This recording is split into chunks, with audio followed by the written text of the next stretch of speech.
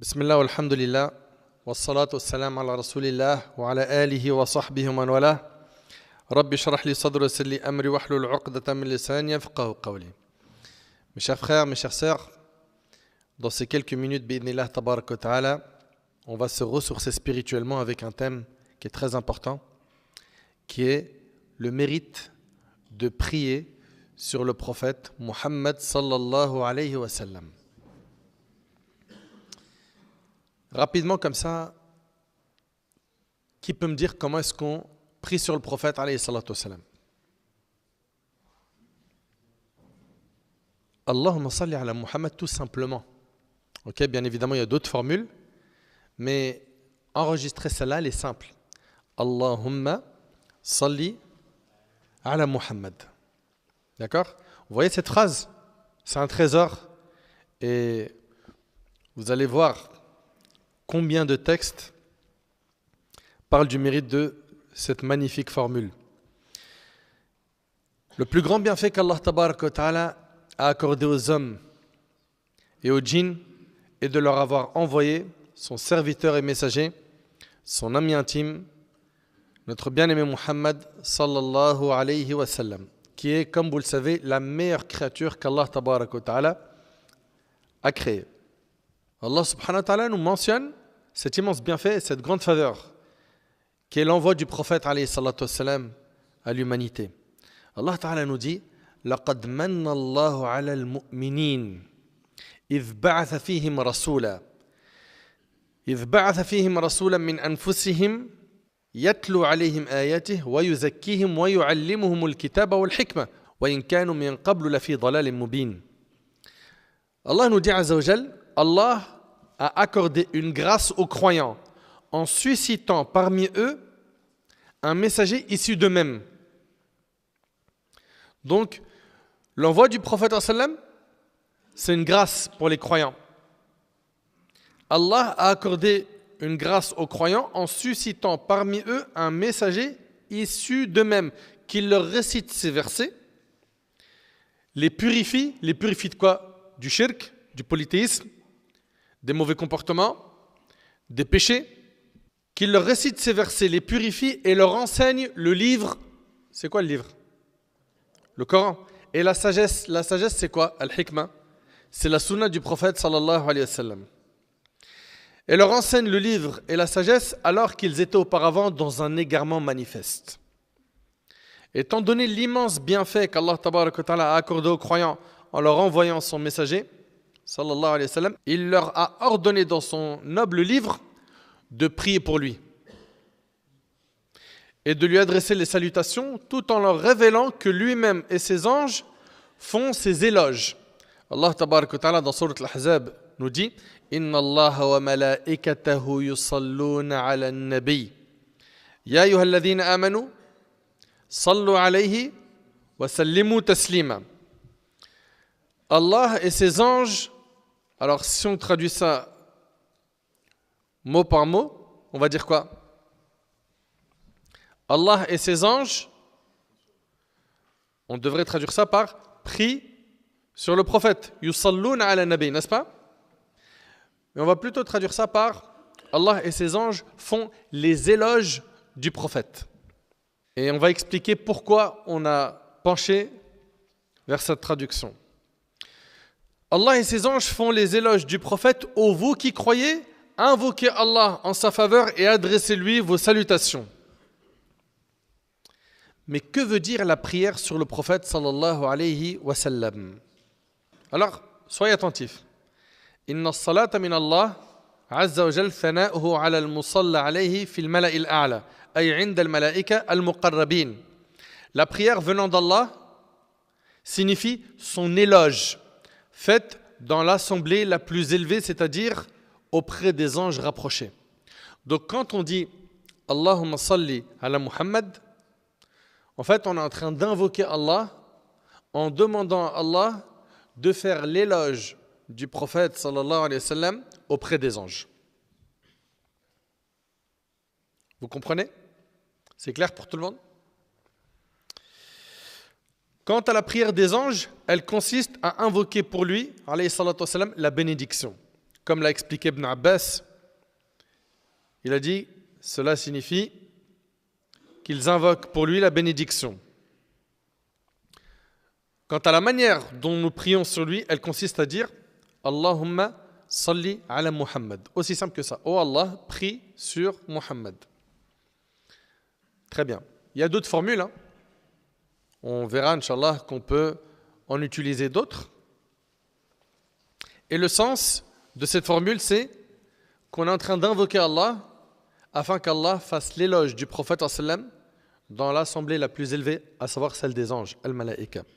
C'est pour cette raison que l'imam al-Bukhari rahimahullah a dit dans son recueil authentique au sujet de la parole d'Allah Inna Allah wa malaikatahu yusalluna ala nabi. Certes, Allah et ses anges prient sur le prophète. Abu al-Aliya a dit Salatullah thana'uhu alayhi inda al-malaika wa salatul malaika ad-du'a. La prière d'Allah est son éloge de lui auprès des anges et la prière des anges est l'invocation.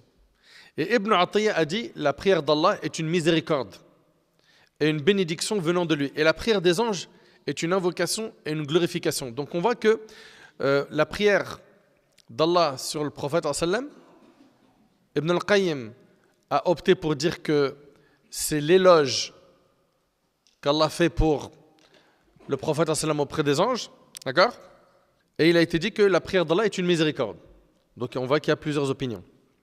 Mais en résumé, et on retiendra l'opinion d'Ibn al-Qayyim rahimahullah, quand on dit Allahumma salli ala Muhammad, nous sommes en train d'invoquer Allah en demandant à Allah qu'il fasse l'éloge du prophète sallam auprès des anges. Concernant le statut juridique de la prière sur le prophète sallam, est-ce que c'est obligatoire de prier sur le prophète sallam ou est-ce que c'est recommandé? L'imam al-Qurtubi rahimahullah, il dit Allah le Très-Haut a ordonné à ses serviteurs de prier sur son prophète Muhammad sallallahu alayhi wa sallam à l'exclusion de ses autres prophètes en guise d'honneur et de distinction pour lui. Et regardez ce qu'il dit le Qurtubi rahimahullah dans son tafsir, il dit il n'y a aucune divergence entre les savants sur le fait que la prière sur lui est obligatoire au moins une fois dans la vie. C'est clair? C'est-à-dire que c'est obligatoire qu'au moins une fois dans ta vie, tu dis Allahumma salli ala Muhammad. D'accord? Une fois. Taïb. Supposons que tu l'as déjà dit une fois dans ta vie. Maintenant, quand quelqu'un il parle du prophète sallallahu alayhi wa sallam devant toi, est-ce que tu dois dire alayhi salatu wa sallam et c'est obligatoire ou est-ce que c'est pas obligatoire? Eh bien, on a dit que une fois dans la vie, ça c'est obligatoire.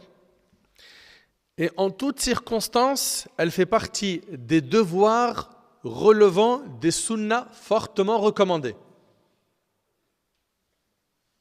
D'accord? Et en toutes circonstances, elle fait partie des devoirs relevant des sunnas fortement recommandés qu'il ne convient pas de délaisser et que n'abandonne ou ne néglige que celui en qui il n'y a aucun bien. Fin de ce que dit Al-Qurtubi rahimahullah. Subhanallah. Il dit, et ça doit nous interpeller, qu'il ne convient pas de délaisser, c'est-à-dire la prière sur le prophète sallam, et que n'abandonne ou ne néglige que celui en qui il n'y a aucun bien. C'est-à-dire celui qui abandonne la prière sur le prophète sallam, il n'a aucun bien en lui. Il y a une autre opinion qui dit que prier sur le prophète sallallahu alayhi wa sallam, à chaque fois que son nom est cité, c'est obligatoire. C'est l'opinion d'Abu Ja'far al-Tahawi et Abu Abdullah al-Halimi. Eux, pour eux, ils disent qu'il est obligatoire de prier sur lui, sallallahu alayhi wa sallam, chaque fois que son nom est mentionné.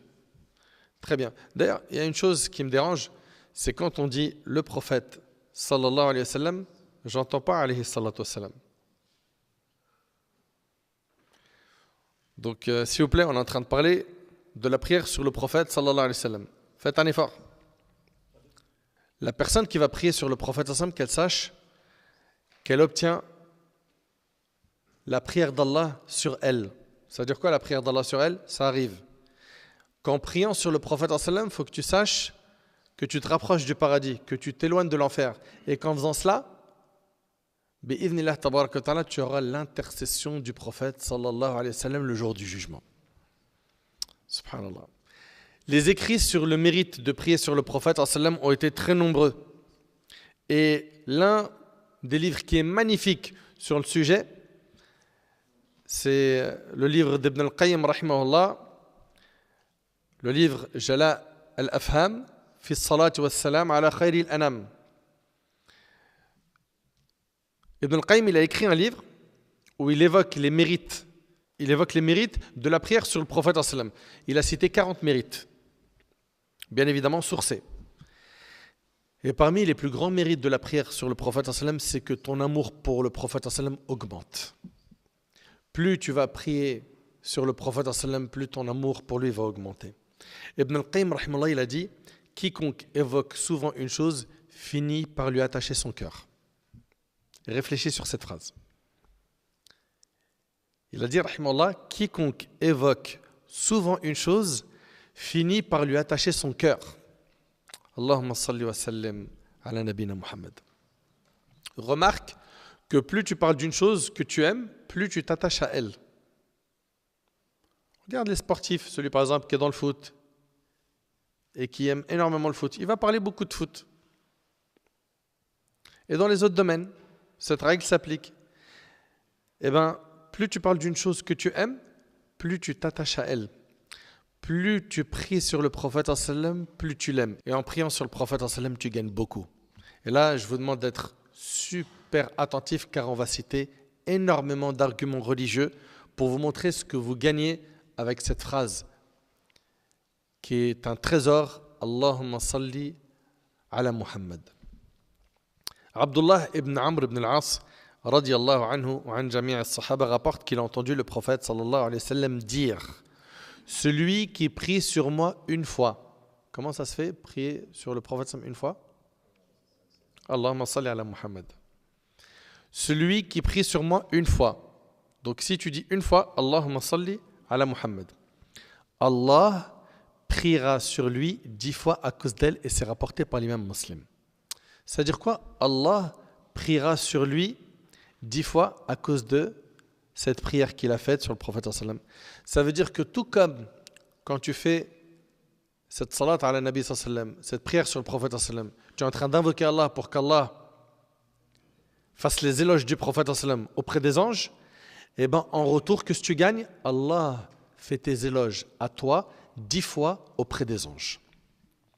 Et là, je vous demande de bien réaliser le mérite immense de la prière sur le prophète. Imagine quelqu'un, il kiffe le foot. D'accord? Et c'est le cas de beaucoup de gens. Et parmi les joueurs de foot, voilà, il en a 2-3 comme ça, c'est ceux qu'il aime le plus. Imagine maintenant que cette personne-là qui aime énormément le foot et qui aime en particulier ces 2-3 joueurs, qu'un de ses joueurs favoris parle de lui dans le journal de 20h, à la télé, et il fait ses éloges. Il dit: un tel là, c'est quelqu'un de bien, je l'aime, c'est vraiment une bonne personne. Mais il ne va pas trouver le sommeil, tellement il va être content. Et puis sa vie, elle va prendre un tournant. Vous savez comment ça se passe chez les gens aujourd'hui, hein? Dès que quelqu'un met les projecteurs sur lui, une célébrité, tout de suite, j'ouvre une page sur Insta, je fais un compte TikTok, et ceci et cela, et puis ça y est, c'est parti. Je vais devenir célèbre, je vais attirer du monde, et collaboration, et tous ces trucs-là. Subhanallah, là on n'est pas en train de te parler d'un être humain. On est en train de te parler d'Allah. Allah, il fait tes éloges 10 fois aux anges. Il faut vraiment réaliser la chose. Ubay ibn Ka'b radiyallahu anhu, et c'est rapporté par l'imam Muslim, le prophète sallam, il est parti le voir, il lui a dit: Allah m'a ordonné de te réciter Surat al-Bayyinah. Allah m'a ordonné de te réciter Surat al-Bayyinah. Ubay, il a dit au prophète sallam: Allah a mentionné mon nom. Mais je ne sais pas si tu réalises. Imagine, c'est juste, on vivait à l'époque des compagnons et que tu as le salam de Omar ibn al-Khattab. Tu réalises le truc? Ou d'Abu Bakr as-Siddiq, ou de Ali ibn Abi Talib, ou du prophète sallam lui-même. Mais c'est un mérite immense. Là, on ne parle pas d'un être humain, on parle du Créateur Allah Jalla wa Ala. Je dis Allahumma salli ala Muhammad, Allah fait mes éloges à moi 10 fois auprès des anges. Allahu Akbar. Subhanallah. Et selon Hani ibn Niyar, Abu Bardata radiyallahu anhu an jami' as-sahaba, le prophète sallam a dit: celui de ma communauté qui prie sur moi une fois sincèrement de son cœur. Vous entendez l'indication ici là? Sincèrement de son cœur.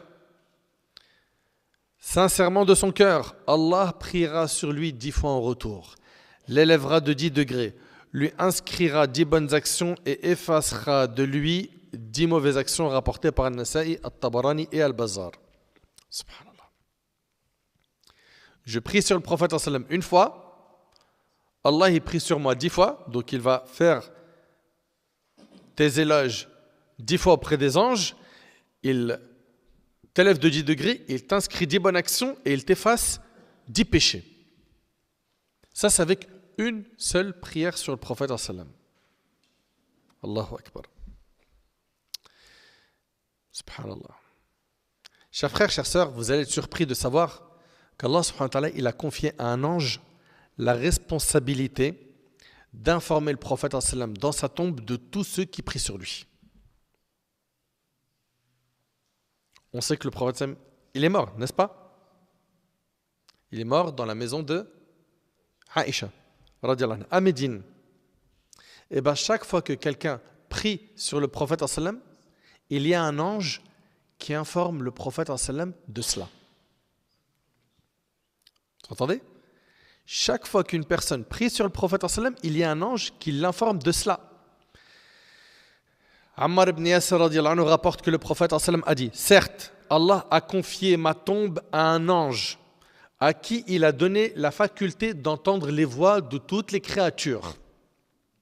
Ainsi, personne ne prie sur moi jusqu'au jour de la résurrection sans qu'il ne me le transmette en mentionnant son nom et le nom de son père. Un tel, fils d'un tel, a prié sur toi. Allahu Akbar. Et c'est rapporté par Al-Bazar, Al-Tabarani et Al-Haythami. C'est impressionnant. Ça veut dire que quand je dis Allahumma salli ala Muhammad, il y a un ange qui informe le prophète alayhi salatu wassalam, un tel, fils d'un tel, il a prié sur toi. Sachez qu'Allah Ta'ala rend l'âme au prophète sallam au moment où les gens prient sur lui afin qu'il leur rende le salut. Selon Abu Hurayra radiyallahu anhu, le prophète sallallahu alayhi wa sallam a dit: Ma min ahadin yusallimu alayya illa radda Allahu alayya ruhi hatta arudda alayhi salam. Nul ne me salue sans qu'Allah me restitue l'âme pour pouvoir le saluer. Et c'est rapporté par l'imam Abu Daoud, rahimahullah, subhanallah, Allahu Akbar. Je m'adresse donc à tous ceux qui pensent que leurs prières sur le prophète sallam ne lui parviennent pas, en leur disant: vous vous trompez, ce n'est pas parce qu'il est à Médine, qu'il est loin, qu'il n'en est pas informé. Il en est informé. Et il répond au salam. Et écoutez avec moi ce hadith, selon Aws ibn Aws radiyallahu anhu, le prophète sallallahu alayhi wa sallam a dit: le vendredi est l'un de vos meilleurs jours. Et je pense qu'on est nombreux ici à être heureux Yawm al-Jumu'ah. Il y a la khutbah, le rappel, le rassemblement des musulmans. C'est notre Eid hebdomadaire. Le vendredi est l'un de vos meilleurs jours. C'est un vendredi que Adam a été créé. C'est un vendredi qu'il est mort. C'est un vendredi qu'on soufflera dans la trompe pour la résurrection et les créatures seront foudroyées. Et regardez ce que le Nabi sallallahu alayhi wa sallam dit. Pendant ce jour, quel jour? Le vendredi. Augmentez vos prières sur moi. C'est-à-dire, le vendredi, il est recommandé de multiplier les prières sur le prophète sallallahu alayhi wa sallam. Pendant ce jour, augmentez vos prières sur moi. Vos prières me sont présentées. Comprenez que le sens ici, c'est occupez-vous le jour du vendredi à multiplier les prières sur moi. Ils dirent ô messager d'Allah, comment nos prières te seront présentées alors que ton corps sera consumé? Il reprit, Allah a interdit à la terre de manger le corps des prophètes. Et c'est rapporté par le Hakim. Et ça, il faut que vous le sachiez, c'est que les prophètes, leur corps est intact dans leur tombe. N'oubliez pas, mes frères et sœurs, que celui qui prie sur le prophète une fois, Allah prie sur lui 10 fois. Qui parmi nous n'a pas de souci? Qui parmi nous n'a pas de péché? Nous sommes tous des fils d'Adam et on fait tous des péchés. Et nous avons tous des soucis. Pas tout le temps, mais ça arrive, n'est-ce pas? D'avoir des soucis. Eh bien, la prière sur le prophète sallam, c'est un remède contre les soucis et ça efface les péchés. Ubay ibn Ka'b rapporte qu'il a dit au prophète sallam, ô messager d'Allah, je prie beaucoup pour toi. Donc il multiplie les prières sur le prophète sallam. Il lui dit, quelle part de ma prière dois-je te consacrer? Il me répondit, ce que tu veux. J'ai demandé un quart, c'est-à-dire dans ses prières, il fait un quart de dhikr. Il a dit ce que tu souhaites. Et plus tu en fais, mieux c'est pour toi. J'ai redemandé la moitié. Il a dit ce que tu souhaites. Et plus tu en fais, mieux c'est pour toi. J'ai dit les 2 tiers. Ces 2 tiers de prière, donc il est dédié au prophète sallam, à prier sur lui. Il a répondu ce que tu souhaites. Et plus tu en fais, mieux c'est pour toi. Finalement, j'ai demandé puis-je te consacrer toute ma prière? Il a dit, si tu le fais, tu seras débarrassé de ce qui te préoccupe, tes soucis, et tes péchés te seront pardonnés. Allahu Akbar. Subhanallah. Tu as des épreuves dans ta vie. Tu traverses parfois des moments difficiles. Répète cette formule. Allahumma salli ala Muhammad. Allahumma salli ala Muhammad. Allahumma salli ala Muhammad.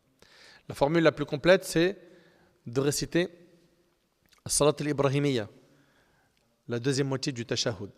Allahumma salli ala Muhammad wa ala ali Muhammad kama sallayta ala Ibrahim wa ala ali Ibrahim jusqu'à la fin. Je sais pas, on passe à côté de ces remèdes spirituels parce que malheureusement on ignore tout cela. Combien de personnes connaissent ce texte? Et ceux qui connaissent ce texte, combien parmi eux le mettent en pratique? Attention, ne comprenez pas qu'il faut uniquement se concentrer sur la prière sur le prophète sallam et ne pas faire d'invocation. Non. Il faut plutôt joindre entre ces 2 bonnes actions, conformément à ce qui a été rapporté dans l'ensemble des textes révélés. Ok? Mais le hadith y met l'accent sur quoi? Sur le fait qu'il faut beaucoup prier sur le prophète. Et vous savez, de mon vivant, j'ai connu des gens qui priaient sur le prophète des milliers de fois par jour. Des milliers de fois par jour.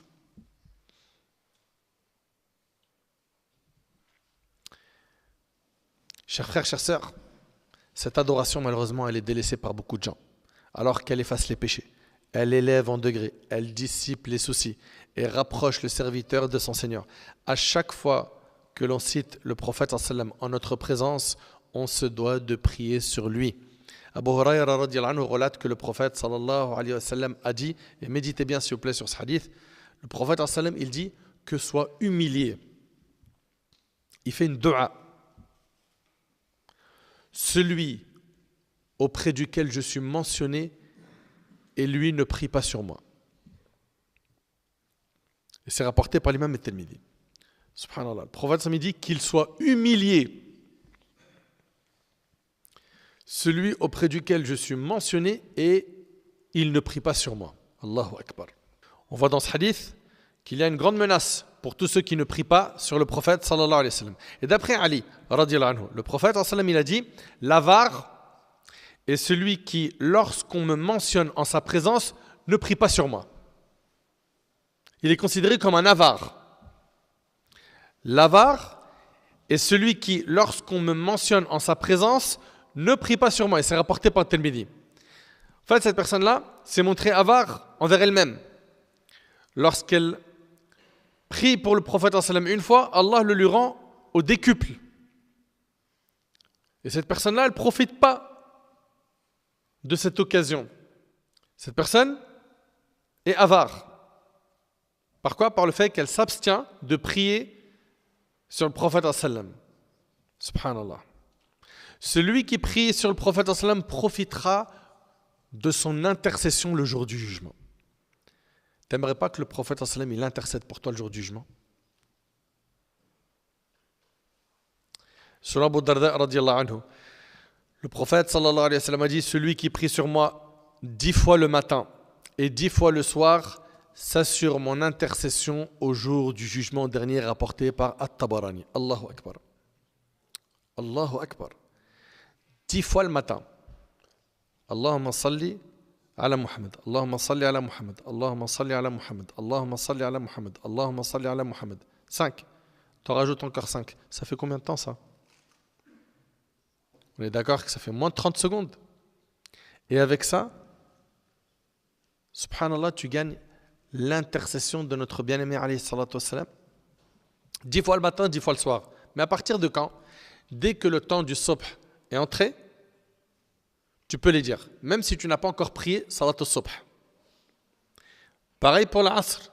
Dès que le temps du asr entre, c'est à partir de ce moment-là où tu peux faire les invocations du soir. Même si tu n'as pas encore prié l'asr. D'accord? Le temps il est rentré, eh ben, il t'est recommandé de prier sur le prophète 10 fois le matin, d'accord, dès que le subh entre, et 10 fois le soir, dès que le asr entre. N'oublions pas donc de prier sur le prophète tous les jours. On se motive afin que l'on puisse gagner son intercession alayhi salatu wassalam. Et parmi ce qui accorde aussi l'intercession du prophète on a le fait de prier sur le prophète après le adhan. Quand le mu'adhin il fait l'adhan, qu'est-ce que nous on doit répéter? La même chose que lui quand il fait l'adhan. Pendant l'adhan, on répète ce qu'il dit le mu'adhin, sauf hayya ala salah, hayya ala al-falah, on dit quoi? La hawla wa la quwwata illa billah. Et puis as-salatu khayrun min an-nawm pour subh, on dit quoi? On dit as-salatu khayrun min an-nawm. D'accord? Très bien. Mais après avoir terminé le adhan, eh ben, il nous est recommandé de demander pour le prophète al-wasila. Et pour ceux qui connaissent l'invocation, c'est la suivante: Allahumma rabba hadhihi ad-da'wati at-tamma was-salati al-qa'ima ati Muhammadan al-wasilata wal-fadila wab'athhu maqaman mahmoudan alladhi wa'adtah. OK? Bah, regardez ce que dit le prophète dans le hadith de Abdullah ibn Amr ibn al-As radiyallahu anhu an jami' as-sahaba. Le prophète il a dit: quand vous entendez l'appel du mu'adhin, dites après lui la même chose que lui, puis priez sur moi. Car toutes les fois que quelqu'un prie sur moi une fois, Allah lui donne en contrepartie 10 prières. Ça, on l'a déjà vu ça. C'est-à-dire Allah va faire son éloge 10 fois auprès des anges. Puis, demandez à Allah de me donner al-wasila. Car cela représente une position au paradis qui ne convient qu'à l'un des serviteurs d'Allah. Et j'ai bon espoir d'être ce quelqu'un. Donc en fait, al-wasila, c'est une position au paradis qui n'appartiendra qu'à une personne. Le prophète ça me dit: demandez pour moi al-wasila, cette récompense, cette position. Et regardez ce qu'il dit à la fin: celui qui demande pour moi al-wasila aura plein droit à mon intercession en sa faveur, et c'est rapporté par Muslim. Mes chers frères, mes chères sœurs, combien d'assemblées aujourd'hui se tiennent sans qu'on y prie sur le prophète alayhi salatu wassalam? Combien d'assemblées aujourd'hui sont devenues des assemblées de désobéissance? Ils se rencontrent, puis c'est médisance, calomnie, moquerie, insulte. On commente l'actu et on critique tout le monde à tout va. On salit l'honneur des gens, on évoque des choses illicites. Et ce qui est triste, c'est que dans ces assemblées-là, on évoque très peu Allah.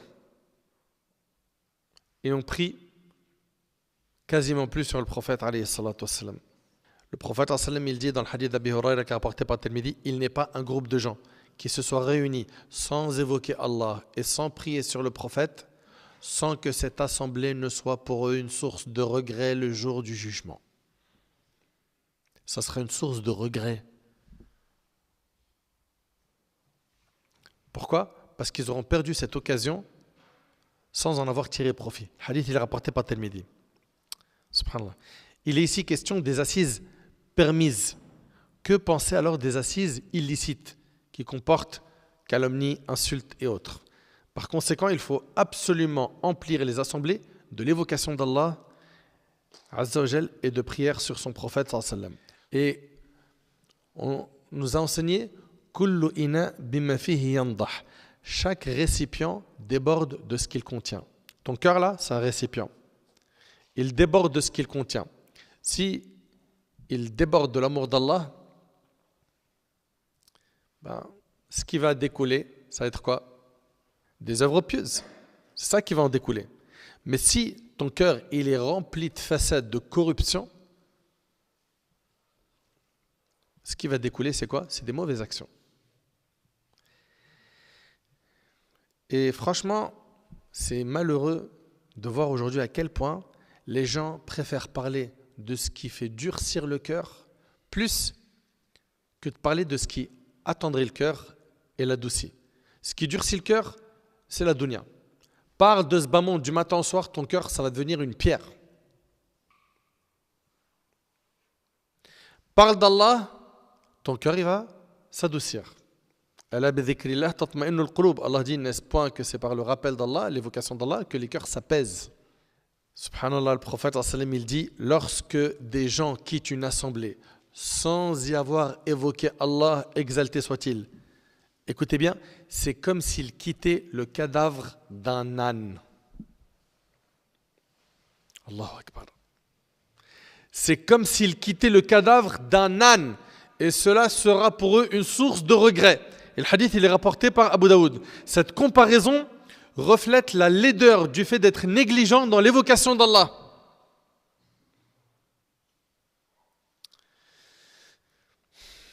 Ils regretteront vivement le fait d'avoir été négligents en gaspillant stupidement leur temps dans des choses inutiles.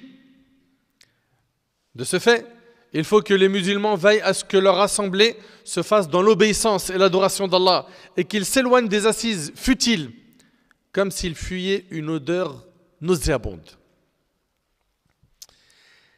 Parmi les mérites de la prière sur le prophète, c'est que celle-ci nous sauvera une fois sur le pont du Sirat. C'est quoi le pont du Sirat? Levez la main. Ouais. C'est le pont qui est dressé au-dessus de l'enfer. Le prophète il a décrit ce pont en disant qu'il est plus fin qu'un brin de cheveux, plus tranchant qu'un sabre. Ce pont, il est au-dessus de l'enfer. D'accord? Pour pouvoir aller au paradis, il faudra passer par ce pont.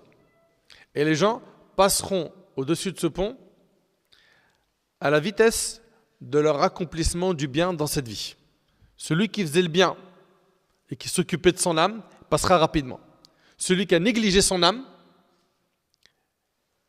il va passer lentement, voire peut se retrouver dans des complications. Selon Saïd ibn Musayyib, rahimahullah, ce grand savant parmi les tabi'in, selon Abdurrahman ibn Samra, radiyallahu anhu, qui raconte un rêve du prophète sallam. Les rêves des prophètes sont des révélations, barakallahu fik. Les rêves des prophètes sont des révélations. Et en fait, le prophète en rêve, il dit, je vis un homme de ma communauté, tantôt rampant sur le sirat et tantôt s'y accrochant. Tantôt il rampait et tantôt il s'y accrochait. Puis vint à son secours sa prière sur moi et le redressa sur ses jambes et le sauva. Allahu Akbar. Et c'est rapporté par Tirmidhi. Prier sur le prophète sallam se fait dans plusieurs moments. On le fait en prière, pendant le tashahhud. Mais aussi lorsque quelqu'un évoque son nom en notre présence. Parmi les moments où l'on prie sur le prophète, il y a lorsqu'on entre dans la mosquée et lorsqu'on en sort. On entre à la mosquée avec le pied droit, on ressort avec le pied gauche. Et qu'est-ce qu'on dit quand on rentre à la mosquée? Alors, parmi les afkars, les formules de dhikr qui ont été rapportées, il y a celle-là, Bismillah, Wassalam ala Rasulillah, Allahumma aghfir li dhunubi, waftah li abwab rahmatik. Au nom d'Allah, que la prière et le salut soient sur le messager d'Allah. Ô Seigneur, ouvre-moi les portes de ta miséricorde. Ce hadith-là, il est rapporté par Ibn Majah selon Fatima, radiyallahu anha. Et en sortant, on dit Bismillah, wassalam ala Rasulillah, Allahumma aghfir li dhunubi, waftah li abwab fadlik. Au nom d'Allah, que la prière et le salut soient sur le messager d'Allah. Ô Seigneur, pardonne-moi mes fautes et ouvre-moi les portes de tes bienfaits. Et pareil, c'est rapporté par Ibn Majah. Parmi les moments où l'on prie sur le prophète, on a la khutbah de Jumu'ah. D'accord? Pendant le discours du vendredi. L'imam, il prie sur le prophète. On a aussi les prêches des deux Eid, Eid al-Fitr et Eid al-Adha. On a aussi le prêche de la demande de pluie. Parce qu'on a une prière qu'on fait qui s'appelle Salatul Istisqa. Une prière pour demander la pluie. Il y a un prêche. Dans ce prêche-là, on prie sur le prophète. Également dans la prière mortuaire. Ok? On prie sur le prophète. Pendant le discours de la prière de l'éclipse, pareil, on prie sur le prophète. Dans les discours qu'on fait pour commencer un sermon, on prie sur le prophète. La preuve, c'est que les compagnons l'ont fait. Abdullah, le fils de l'imam Ahmad, rahimahullah, a rapporté que Ali ibn Abi Talib radiyallahu anhu monta un jour sur le mimbar, puis il glorifia et loua Allah, il pria sur le prophète et dit, sachez que les meilleurs serviteurs d'Allah sont Abu Bakr, puis Omar, puis Allah choisit qui il veut. Et cette parole, Ali, il l'a dit à Koufa, la ville de Koufa en Irak. Parmi les moments où l'on prie sur le prophète, on a le discours que l'on fait dans les débuts des mariages. Parmi les moments où l'on prie sur le prophète, c'est quand on est devant sa tombe, sallallahu alayhi wa sallam. On le salue et on prie sur lui. Parmi les moments où il est recommandé de prier sur le prophète, on a lors des invocations. Tiens, lors des invocations, à quel moment dans l'invocation je prie sur le prophète, alayhi salatu wassalam? Au début et à la fin. Très bien. Omar radiyallahu anhu, ce noble compagnon, a dit l'invocation, écoutez attentivement s'il vous plaît, reste suspendue entre le ciel et la terre, rien n'en monte jusqu'à ce que tu pries sur ton prophète sallallahu alayhi wa sallam.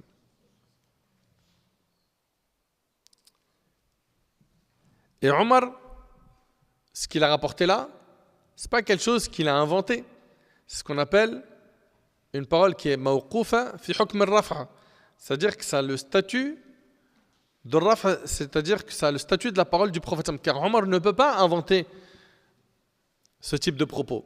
Il a dit l'invocation reste suspendue entre le ciel et la terre, rien n'en monte jusqu'à ce que tu pries sur ton prophète. Ce hadith indique le caractère recommandé de prier sur le messager d'Allah sallam en même temps que l'invocation. Donc, ça fait partie des adab, des règles à respecter, des bons comportements, que lorsque tu invoques Allah, tu commences par un, al-thana ala Allah, tu loues Allah. Thumma tusalli ala nabi sallam. Puis, tu pries sur le prophète sallam. Thumma tad'u bima shi'ta. Puis après, tu invoques Allah subhanahu wa ta'ala de ce que tu veux. D'accord? Et de cette manière-là, tu auras fait ce qui est recommandé. Attention, cela n'est pas une condition pour que l'invocation soit valable. C'est-à-dire si quelqu'un il n'a pas prié sur le prophète avant de faire dua, on ne lui dit pas ta dua, elle est ghayr maqboula, elle ne sera pas acceptée. Non. Mais c'est une recommandation et non une obligation. Et les savants ont mentionné que la prière sur le prophète lors de l'invocation comporte 3 niveaux. Suivez bien. Cheikh Bakr Abu Zayd, rahmatullah alayh, dans son livre Tasihih ad-Du'a, il a dit le niveau le plus parfait dans l'invocation consiste à prier sur le prophète au début de l'invocation, au milieu et à sa fin. Au début, au milieu et à sa fin. Ça, c'est le niveau le plus parfait. Le deuxième niveau consiste à prier sur lui au début et à la fin de l'invocation.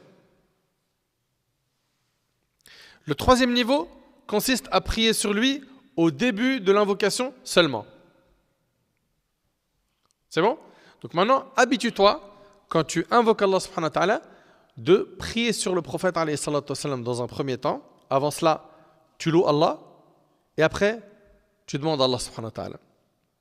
Et finis ton invocation par la prière sur le prophète alayhi salatu wassalam. D'accord? On a vu ici 3 niveaux. Et je tiens à préciser que prier sur le prophète sallallahu alayhi wa sallam n'est pas une chose que l'on fait à l'oral uniquement. Et là, quand j'aborde ce passage, j'ai le cœur qui est rempli de tristesse. Pourquoi? Parce qu'aujourd'hui, il arrive qu'on transfère des SMS à nos amis où il y a des rappels, des hadiths du prophète alayhi salatu wassalam. Et le frère ou la sœur va t'envoyer le hadith qui peut faire 1-2 lignes ou plusieurs lignes. Et va te mettre une abréviation. Au lieu de mettre alayhi salatu wassalam, il te met le prophète SAW, a dit. Le prophète SAS, ou bien le prophète SAWS, a dit. Ou SBDL, ou PBSL. Des abréviations.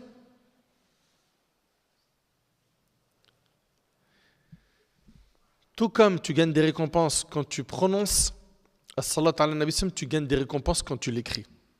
Explique-moi, ça te coûte quoi d'écrire le prophète alayhi salatu wassalam. Écris au moins le prophète, paix sur lui.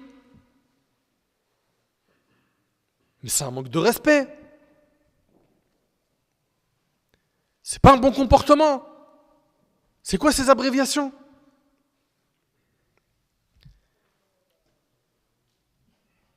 Tu passes à côté de beaucoup de récompenses. Et j'aimerais, s'il vous plaît, que lorsque vous parlez d'Allah ou que vous écrivez Allah, à côté il y a Azza wa Jal, Jalla fi'ula, subhanahu wa ta'ala, ou bien en français, exalté soit-il, tu mets à côté une formule parmi celles que j'ai évoquées, ou une autre. Tu vas parler du prophète, sallallahu alayhi wa sallam, tu mets alayhi salatu wassalam, en arabe ou en français. Tu vas parler d'un compagnon, tu dis radiyallahu anhu, qu'Allah l'agrée. Ils sont plusieurs, radiyallahu anhum. Ils sont 2, radiyallahu anhuma. C'est une femme, radiyallahu anha. Tu parles d'un savant, tu dis rahimahullah, qu'Allah lui fasse miséricorde. S'il vous plaît, qu'on s'éduque. C'est quoi cette flemme? Aujourd'hui, tu vois les messages, franchement, salam alaikum, c'est devenu SLM. Barakallahu fik, BFK.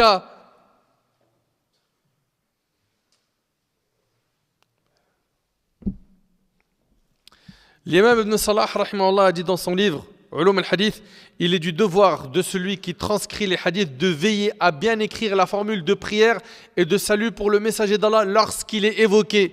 Il ne doit pas se lasser de la répéter lorsqu'on le cite à nouveau, car ceci fait partie des enseignements les plus grands et les plus utiles que doivent rapidement acquérir les étudiants du hadith ainsi que les scribes.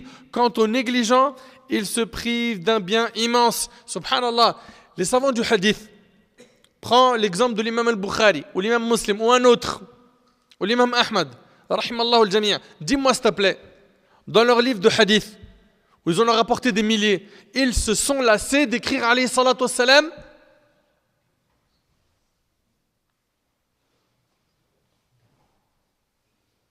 Tu ne dois pas t'en lasser. Donc, je vous demande, barakallahu fikum, de vous habituer, de prier sur le prophète alayhi salatu wassalam à l'oral, mais également à l'écrit. Il y a des moments où les gens appellent à prier sur le prophète sallam sans que cela soit légiféré.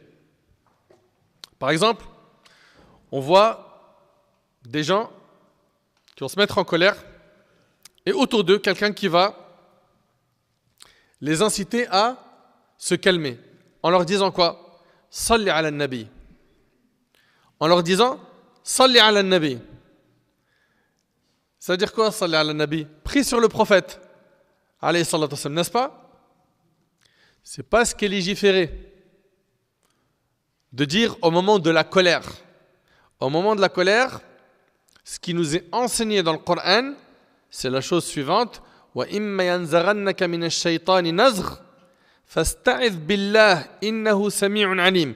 Et si une insufflation de Satan se présente à toi, cherche refuge auprès d'Allah, car il entend et c'est tout. Donc tu es en colère, tu dis A'udhu billahi minash shaitanir rajim. Bien évidemment, prier sur le prophète sallam, c'est une adoration qui est magnifique, qui est immense en récompense. Mais quand on est en colère, ce qui est légiféré de dire pour calmer cette colère, c'est A'udhu billahi minash shaitanir rajim. Donc dis plutôt à la personne Ista'idh billahi minash shaitan, recherche refuge auprès d'Allah contre le diable, au lieu de lui dire Salli ala nabi. D'accord? Donc ça c'est le premier point. Il n'est pas légiféré de dire à quelqu'un qui est en colère pour lui faire descendre sa colère, prie sur le prophète sallam, mais plutôt de lui dire A'udhu billahi minash shaitan. Aussi, parmi les moments où il n'est pas recommandé de prier sur le prophète sallam, on a lors du sacrifice d'une bête. Le fait de prier sur le prophète sallam au moment du sacrifice, c'est makrouh dans l'école de l'imam Malik rahimahullah. La sunna, quand on sacrifie une bête, c'est de dire, je vous écoute, Bismillah. Ça, c'est une condition chez la majorité des savants des 4 écoles. Et après on dit, Wallahu Akbar. Et Allahu Akbar, par contre, c'est sunna. C'est-à-dire, si quelqu'un dit juste Bismillah, ça suffit. Pour que le sacrifice soit conforme à notre dîn. Très bien. Mais on ne prie pas sur le prophète sallam lors du sacrifice d'une bête. Il y a un jour en particulier où il est important de prier sur le prophète sallam. Ce jour, on a dit, c'était lequel? Le vendredi. Mais attention, pas que le vendredi. Même la veille du vendredi. Selon Anas radhiyallahu anhu, le prophète sallallahu alayhi wa sallam a dit la veille du vendredi et le vendredi, multipliez les prières sur moi. Vous avez entendu? La veille du vendredi et le vendredi, multipliez les prières sur moi. Quiconque fait cela, je serai pour lui un témoin et un intercesseur le jour du jugement. C'est rapporté par l'imam As-Suyuti et le hadith il est Hassan.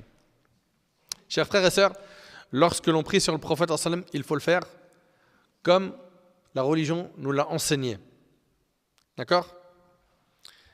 Et le prophète sallallahu alayhi wa sallam nous a enseigné comment prier sur lui. On a dit qu'on pouvait dire Allahumma salli ala Muhammad. Tu peux aussi dire sallallahu alayhi wa sallam. Ok? Et le mieux c'est de dire as-salat al-ibrahimiyya. Donc la deuxième moitié du tashahhud. Al-Bukhari rahimahullah rapporte dans son recueil authentique, dans le livre des prophètes, selon Abdurrahman ibn Abi Layla, qui a dit en me rencontrant, Ka'b ibn Ujra me dit ne t'offrirai-je point ce que j'ai entendu de la bouche du prophète sallam? Certainement, répondis-je. Eh bien, je demandais au prophète sallam, au messager d'Allah, comment prier pour vous, gens de la maison? Allah nous a déjà enseigné comment t'adresser la salutation, mais pas la prière pour toi. Il répondit de dire Allahumma salli ala Muhammad wa ala ali Muhammad kama sallayta ala Ibrahim wa ala ali Ibrahim innaka hamidun majid. Allahumma barik ala Muhammad wa ala ali Muhammad kama barakta ala Ibrahim wa ala ali Ibrahim innaka hamidun majid. Il n'y a pas que cette formule, il y en a d'autres. Tant qu'elles sont authentiques, utilise-les pour prier sur le prophète sallallahu alayhi wa sallam. Chers frères et sœurs, parmi les choses que l'on entend parfois, c'est que lorsqu'une personne part pour faire une umrah ou le hajj, on entend des personnes lui dire quand tu iras là-bas, passe le salam au prophète sallallahu alayhi wa sallam. Si quelqu'un dans ton pays te dit transmets mon salut au prophète sallam, alors oriente-le vers le fait de prier sur le prophète sallam. Car les anges lui transmettront cela, comme on l'avait dans le hadith. Rappelez-vous, le prophète sallam a dit certes, Allah a confié ma tombe à un ange à qui il a donné la faculté d'entendre les voix de toutes les créatures. Ainsi, personne ne prie sur moi jusqu'au jour de la résurrection sans qu'il ne me le transmette en mentionnant son nom et le nom de son père. Un tel fils d'un tel a prié sur toi. Subhanallah. Cela signifie que les anges transmettent les salutations au prophète sallam depuis les endroits les plus éloignés. Donc dites aux gens et habituez-les. Je sais qu'il y a des avis comme Zorqani et d'autres disent que c'est une amana dès lors qu'il t'a dit Balligh salam les Nabi sallam, ça devient une amana, un dépôt, tu dois t'acquitter de cette amana. Mais habituez les gens à le faire eux-mêmes.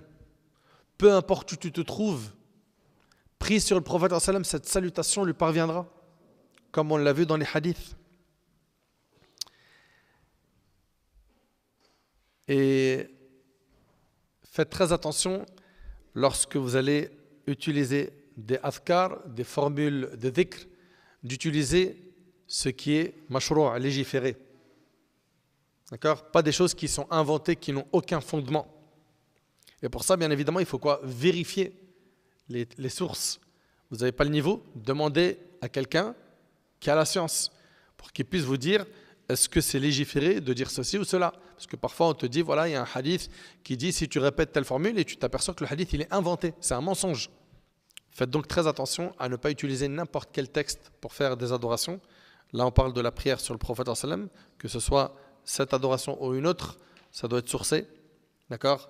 Après avoir terminé tout ce que je viens de dire là, on fait le constat tous ensemble qui est, voilà, c'est une adoration qui est méconnue par beaucoup de monde. C'est vrai, c'est pas vrai. C'est triste de se dire, subhanallah, qu'il y a énormément de monde qui ne connaissent pas cette adoration. Aujourd'hui, tu la connais, j'aimerais que tu optimises ton temps et que tu pries sur le prophète. Il arrive qu'on ait des moments où, voilà, on n'a rien à faire. Dhikr, évoque Allah. Dans les transports, tu es en train de conduire, tu es dans une salle d'attente, ta langue, il faut qu'elle s'habitue à évoquer Allah subhanahu wa ta'ala. Prie sur le prophète sallam, évoque Allah, demande pardon à Allah, multiplie les formules de dhikr afin de gagner beaucoup de récompenses. J'implore Allah subhanahu wa ta'ala de nous accorder un bon comportement, une foi forte, une bonne compréhension. J'implore Allah tabarak wa ta'ala de faire de nous des pieux.